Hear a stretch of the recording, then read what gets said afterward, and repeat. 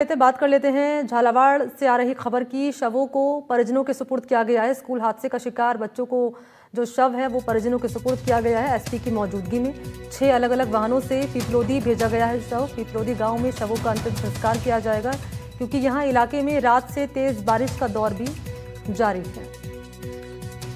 तो झालावाड़ में हादसा सामने आया, जर्जर भवन स्कूल का गिरा यहाँ पर, और आपने देखा कि जो मलबे में दबने से 7 बच्चे जिनकी मौत हो गई और कई बच्चे ऐसे हैं जिनका उपचार अस्पताल में चल रहा है, घायल वो हुए हैं।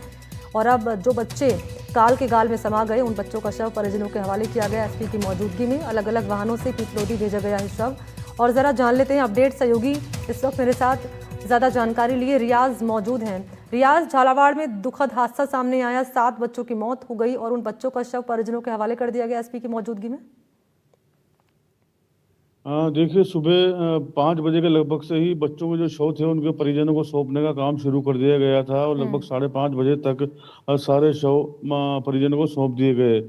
6 शव पिपलोदी गांव जाने थे जबकि 1 शव पास के गांव का था। अलग अलग गाड़ियों से इन शवों को पिपलोदी गांव भिजवाया गया।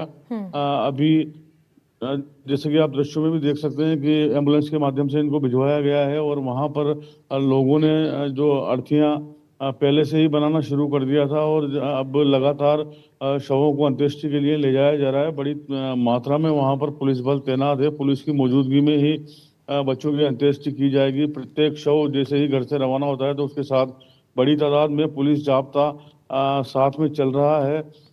जो स्कूल की बिल्डिंग जहां गिरी थी वहां से कुछ ही दूरी पर इन सभी बच्चों का अंतिम संस्कार किया जा रहा है। पूरे गांव में इस वक्त मातम का माहौल है। हर घर से रोने, चीखने और बिलखने की आवाजें लगातार आ रही हैं। इसके अलावा लोगों में काफी गुस्सा भी है। जैसे कि कल घटनाक्रम देखने को मिला, पुलिस पर पथराव हुआ। ऐसे में एहतियात बरता गया है और जो गुराड़ी तिराहा है जहां से घटनास्थल जाने का रास्ता है वहां पर पुलिस ने फिलहाल बैरिकेडिंग की है। वहां लोगों को रोका जा रहा है। ज्यादा लोगों को अंदर गाँव में जाने नहीं दिया जा रहा है क्योंकि अभी भी ऐसे हालात बने हुए हैं, तनाव के हालात बने हुए हैं। ऐसे में कुछ भी होने की संभावना से इनकार नहीं किया जा सकता। लेकिन फिलहाल जो परिजन अपने बच्चों के शव लेकर घर पहुंचे हैं और उन्होंने अब अर्थियां बनाकर बच्चों को अंत्येष्टि के लिए ले जाना शुरू कर दिया है और 1-2 बच्चों के शव जो है अंत्येष्टि स्थल पर पहुंच गए हैं जहां कुछ ही देर में उनकी अंत्येष्टि की जाने वाली है। जी अच्छा रियाज, 2 बातें आपसे जानना चाहेंगे। पहला तो ये कि एक लापरवाही हमने ये देखी कि मनोहर थाना का जो स्कूल था वो चिन्हित ही नहीं किया गया था। तो ऐसे अब कौन कौन से स्कूल संचालित हो रहे हैं जो अब तक चिन्हित नहीं किए गए? इसको लेकर डिटेल अब तक मिल पाई है क्या? सोर्सेज आपके क्या कह रहे हैं? और दूसरा ये कि परिवार वाले क्या कह रहे हैं इस हादसे पर? अब उनकी कोई मांग आई है अब सामने? देखिए, मैं आपको एक खास बात बताना चाहूंगा। जर्जर स्कूलों को लेकर सबसे ज्यादा जो खबरें हैं हमने ही एनडीटीवी के माध्यम से बिल्कुल। दिखाई है। मनोर थाना क्षेत्र के 2 स्कूल्स बिल्कुल गिरने की हालत में है। उनकी स्टोरी भी हमने कुछ दिनों पहले चलाई थी। जिला कलेक्टर के संज्ञान में वो पूरा मामला था क्योंकि उन्हीं के वर्जन उसमें चले थे। अब जहां तक लिस्टिंग की बात आती है तो ये अंदरूनी मामला है। झालावाड़ जिले के ग्रामीण क्षेत्र है, वहां पर लगभग 4 दर्जन स्कूल ऐसे हैं जो गिरने की हालत में हैं। झालावाड़ शहर मुख्यालय पे जो महात्मा गांधी स्कूल चलता है उसकी खुद हालत बेहद खराब है। ऐसे में ये इनकार नहीं किया जा सकता कि प्रशासनिक अधिकारियों को शिक्षा विभाग की जानकारी में कुछ नहीं है। मैं आपको बताना चाहूंगा, ये जो बातें हैं लिस्टिंग की सूची में दर्ज नहीं है, ये सारा इन बातों पर पर्दा डालने का प्रयास है। लेकिन शिक्षा विभाग के अधिकारी और प्रशासनिक अधिकारी सभी बातें जानते हैं। उनके पास कई तरह की शिकायतें बार बार ग्रामीण लेकर आते हैं। जैसे इस मामले में भी हमने ग्रामीणों को सुना, ग्रामीण साफ तौर पर कहते हैं कि उन्होंने मंत्री से लेकर जिला कलेक्टर और सरपंच तक को शिकायतें की है पूरे मामले में। ये जो स्कूल गिरा इसमें एक बेहद खास बात यह है कि ग्रामीणों ने इस स्कूल में ताले लगा दिए थे, रास्ता जाम कर दिया था। तो ऐसे में प्रशासनिक अधिकारियों ने और स्कूल का जो प्रशासन है उसने ग्रामीणों को धमकाया कि हम तुम्हारे विरुद्ध तो पुलिस में मामले दर्ज करा देंगे और पुलिस में शिकायत भी सौंप दी गई। यानी ये कहना गलत नहीं होगा कि जो लोग इस जर्जर बिल्डिंग को बंद करने के लिए आवाज उठा रहे थे उनकी आवाज को दबाने का प्रयास किया गया, उनको पुलिस में मुकदमा दर्ज कराने की धमकी दी गई। तो इन बातों से सहज ही हम अंदाजा लगा सकते हैं कि कितनी गंभीरता से प्रशासन इन चीजों को ले रहा है। निश्चित तौर पर। और हैरान करने वाली बात तो ये है, या यूं कहें कि शर्मनाक बात ये कि जो बच्चे जिन्होंने ये कहा था कि कंकड़ गिर रहे हैं छत से, मलबा उखड़ रहा है, टीचर्स कहते हैं कि 200 रुपये दीजिए, छत हम फिर से डलवा देंगे। बहरहाल इन सब के बीच में शिक्षा विभाग का अब तक को बयान सामने आया है, वो क्या कह रहा है? आप बोल रहे हैं कि 4 अब तक स्कूल ऐसे हैं जो जर्जर हालत में है, कभी भी गिर सकते हैं। क्या अब भी शिक्षा विभाग कोई बड़े हादसे का इंतजार कर रहा है?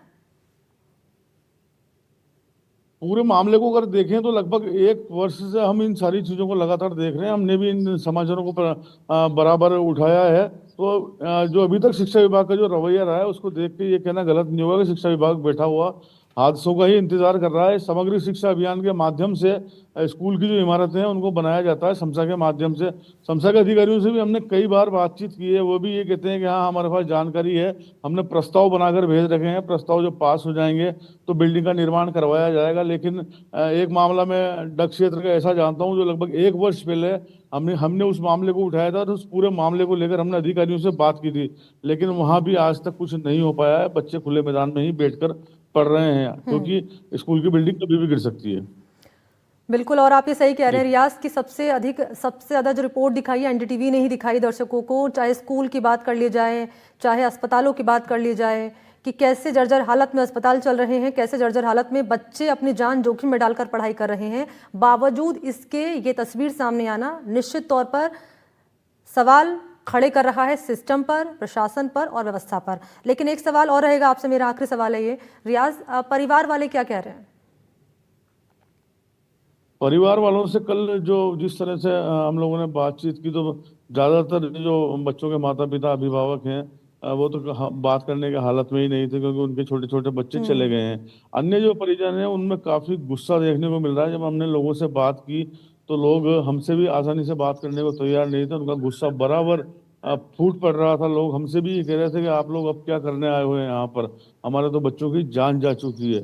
उनकी आंखों में नमी थी, लेकिन अंदर से ऐसा लग रहा था कि मान लो उनके अंदर कोई आग जल रही है। और बेहद गुस्सा गांव के लोगों में है। और सब यही उनकी मांग थी कि सरकार हमें मुआवजा भी दे देगी तो क्या होगा, हमारे बच्चे तो चले गए, दोषियों के खिलाफ कार्रवाई हो। और एक चीज और मैं आपको बताना चाहूंगा। ग्रामीणों से जब हमारी बात हुई तो ग्रामीण कहते हैं कि शिक्षा विभाग ने, सरकार ने जो निचले स्तर का जो स्कूल का स्टाफ था उस पर कार्रवाई करके स्थिति कर ली है। जबकि इसमें जो बड़े अधिकारी हैं, जो बड़े जिम्मेदार अधिकारी हैं, उनको बख्श दिया गया। उनके विरुद्ध भी कार्रवाई होनी चाहिए, ये गांव वाले खास तौर पर कह रहे हैं। यानी सिस्टम में जो गड्ढा है ना रियाज, वो बहुत गहरा है, जिसे भरने में लंबा वक्त लगेगा। शुक्रिया आपका तमाम जानकारी के लिए। तो झालावाड़ के सरकारी